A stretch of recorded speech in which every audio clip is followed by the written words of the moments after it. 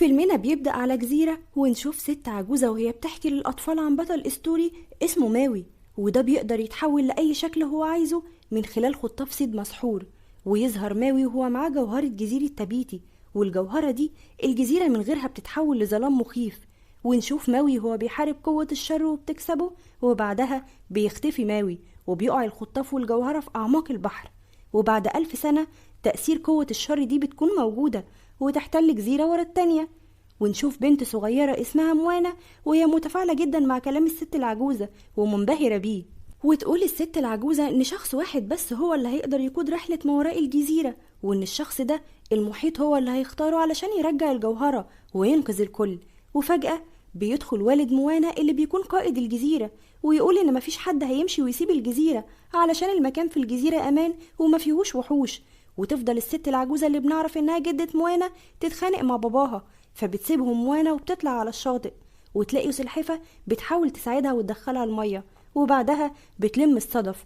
ونشوف البحر وهو بيفتح لها الطريق علشان تدخل تقف جواه ويفضل يلعب معاها، فبتلاقي جواه الجوهرة. بس باباها بيجي فجأة وبياخدها ويقول لها ان ما ينفعش تخرج لوحدها، وبيوديها لمامتها وبيقول لها انها قائدة الجزيرة المستقبلية. وتعدي الايام وبتكبر موانا ونشوفها وهي ماشية مع باباها وبياخدها المكان مقدس للزعماء وبس، وبيقول لها انها في يوم هتيجي هنا وتحط الحجر بتاعها زي ما هو واجداده عملوا، ويعرفها انها المستقبل بالنسبة للجزيرة.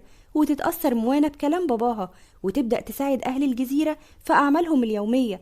ونشوف اهل الجزيرة وهم جايبين لها محصول جوز الهند، ولما بتفتحه بتكتشف ان كله بايظ، فبيجي لها فكرة وهي انها تزرعه في مكان تاني. ويشكرها اهل الجزيرة وبيقولوا لباباها انها قد ايه عظيمة، وبيفرح باباها بيها جدا. وبعد كده بتظهر مشكلة تانية وهي ندرة السمك في البحر، وتفضل تقترح موانا على الصيادين حلول كتيرة بس بيقولوا لها انهم عملوها، فبتقول لهم انهم ممكن يصطادوا من مكان غير الجزيرة. فيتضايق باباها ويرفض الفكرة دي لانها كده بتعرض السكان للخطر، وبيقول ان محدش هيطلع من الجزيرة مهما حصل. فبتتضايق موانا جدا وتروح تقعد لوحدها، وبتجيلها مامتها وتفهمها ايه سبب زعل باباها ورفضه لفكرة البعد عن الجزيرة.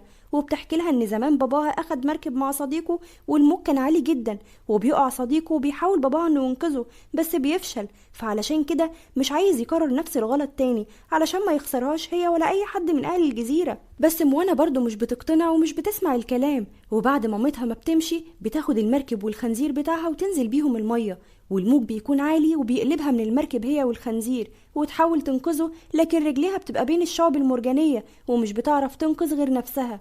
وتطلع للشاطئ وتبص على رجليها بتلاقيها ورمة، وجدتها بتيجي وتقول لها ان باباها كان عنده حق. فبتسألها موانا عن البحارة بتوع الجزيرة زمان، وتاخدها جدتها الكهف اللي بيكون مهجور.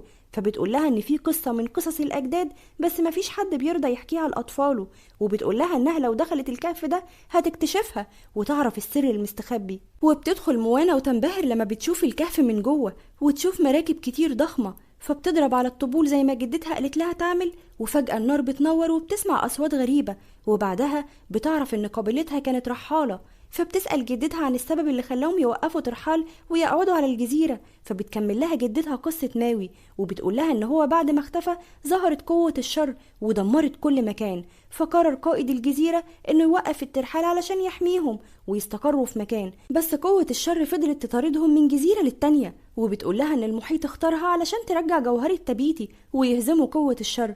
فبتستغرب موانا ان المحيط اختارها هي، بس بالرغم من كده بتكون متحمسة جدا وعايزة تكمل الرحلة.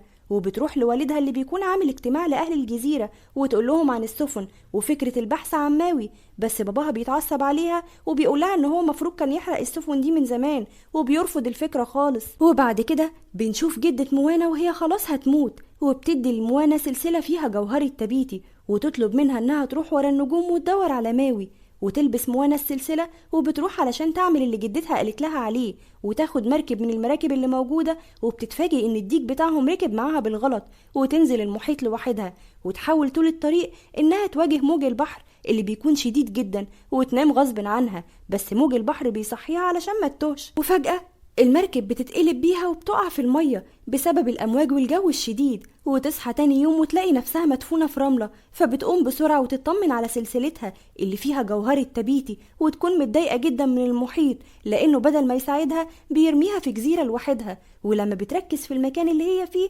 بتلاقي إنه كله رسومات خطاف ماوي، وتشوف ظل شخص ضخم فبتخاف جدا وتاخد الديك وبتجري تستخبى ورا المركب. وبيظهر لها الشخص ده وبيكون بطل القصة ماوي، وكل ما تحاول تتكلم بيقطعها وبياخدها وبيحبسها في كهف، بس هي بتعرف تخرج منه وتشوفه وهو اخد المركب والديك بتوعها وماشي. فبتجري وبتنط في المية لكن بتقع بعيد عنه، فالموج بياخدها وبيحطها على المركب، لكن ماوي بيرميها منه وبتطلع تاني ويفضل كل شوية يرميها. وبعد كده بتنجح انها تتكلم معاه وبتقوله انه لازم يرجع جوهرة تبيتي مكانها. فبياخد الجوهرة وبيرميها في المية، لكن الجوهرة بترجع تاني على المركب. فبتسأله لو هو خايف من الجوهرة، فبيقول لها ان دي لعنة بتسبب الموت على شكل جوهرة. وفجأة بيظهر قراصنة على شكل جوز هند على سفينة كبيرة، فيحاول ماوي انه يهرب بالمركب، بس القراصنة بيقدروا يمسكوا المركب ويبقوا عايزين ياخدوا جوهرة تبيتي، لكن الديك بياكلها. فالقراصنة بتخطفه وتزعق موانا مع ماوي وتقوله يساعدها ترجع الديك،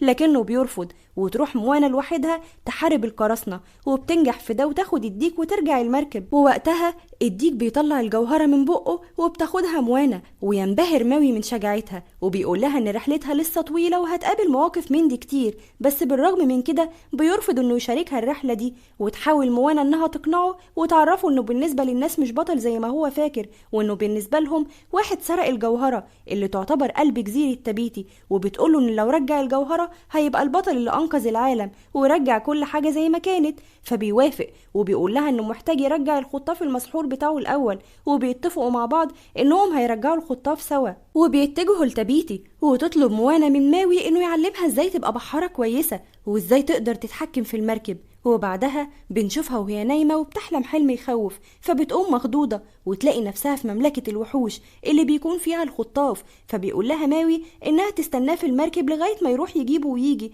لكن موانا بترفض وبتتسلق الجبل علشان تطلع معاه. وبتوصل لقمة الجبل وتفتح فجوة وتنط فيها وتلاقي نفسها في مية، فتفضل تعوم لغاية ما بتوصل لمملكة الوحوش وبتلاقي كائنات بحرية تخوف، فبتترعب جدا بس بتحاول توصل للخطاف وبتوصل فعلا وتساعد ماوي علشان يقدر ياخده. وتشتت ملك الوحوش اللي بيكون كابوريا ويكون بيمسكها وهو مستغرب ازاي انسانة قدرت تدخل المملكة بتاعته. وفي اللحظة دي بيقدر ماوي انه يرجع الخطاف وياخد موانا وبيطلعوا من المملكة ويشكرها ماوي وبيقول لها ان هزيمة قوة الشر صعبة قوي، لكن بتقرر موانا انها تكمل بالرغم من كلامه. وهما في الطريق بيبدأ ماوي يحكي قصته وبيقول انه هو صغير اهله رموه في المية، بس قوة الخير اخدته وادته الخطاف وبدأ يساعد الناس بالخطاف ده وبقى بطل. بس بيظهر ان كل اللي عمله ما كانش كفاية بالنسبة ليهم، فقرر بعدها انه ما يساعدش حد تاني. فبترد عليه موانا وبتقوله انه مش قوة الخير هي اللي خليته بطل، وان الحاجات الكويسة اللي بيعملها هي اللي خليته بطل. فبيقتنع بكلامها وبيقرر انه يكمل معاها ويساعدها. وبعد كده بياخد الجوهرة منها وبيتحول لنسر وبيطير، لكن البركان بيحاول يشده وبيوقعه في المية وبتقع الجوهرة منه، بس بيروح وبياخدها ويحاول انه يطلع المركب والموج بيكون شديد جدا، فبترمي الجزيرة عليه نار والخطاف بتاعه بيتحرق. وبيكون ماوي متضايق جدا ويعاتب موانا لانها كملت بالمركب وكانت عايزة تدخل الجزيرة، وبيديها الجوهرة وبيقول لها انه مش هيكمل في الرحلة ومش هيروح الجزيرة لانه يعتبر مش موجود من غير الخطاف السحري بتاعه، وبيتحول للنسر وبيطير. فبتفضل موانا تعيط وتتكلم مع المحيط وبتسأله ليه اختارها بالرغم من انها الشخص الغلط، وترمي الجوهرة للمحيط وبتطلب منه يختار شخص تاني غيرها. وفجأة المحيط بينور وبتشوف جدتها اللي توفت وبتقول لها انها فشلت في مهمتها. فموانا بترجع في كلامها وتنزل المحيط علشان تجيب الجوهرة وتحاول تصلح المركب علشان تبدأ رحلتها من تاني. وهي في طريقها بتواجه قوة الشر، بس المرة دي موانا بتلف حوالين الجزيرة والجوهرة بتقع منها في المية وهي كمان بتقع في المية وبيتقلب المركب بتاعها. وفجأة بتلاقي ماوي راجع تاني علشان يساعدها، فبتفرح جدا وبتشكره ويقرروا يواجهوا قوة الشر سوا، بس المرة دي قوة الشر بتدمر الخطاف كله. وبتكتشف موانا ان الجوهرة المفروض تتحط جوه قوة الشر، فبترفع الجوهرة لفوق وتلفت انتباه قوة الشر وتروح قوة الشر ناحية موانا، وموانا بتمشي ناحيتها من غير ما تكون خايفة وتحط الجوهرة جواها. وفجأة بتتحول قوة الشر لجزيرة خضراء وبيتأسف ماوي لتبيتي عن سرقته لجوهرتها مامتها، فبتسامحه وبترجعله الخطاف بتاعه ويفرح قوي، وبتحضنها موانا وبتديها تبيتي مركب جديدة علشان يرجعوا بيها، وبتحضن موانا ماوي علشان هتمشي، وبترجع لأهلها اللي بيفرحوا جدا أول ما بيشوفوها، ويرحب بيها كل أهل الجزيرة، وبيرجعوا تاني للترحال وللسفن بتاعتهم بسببها. وهنا بتخلص قصتنا.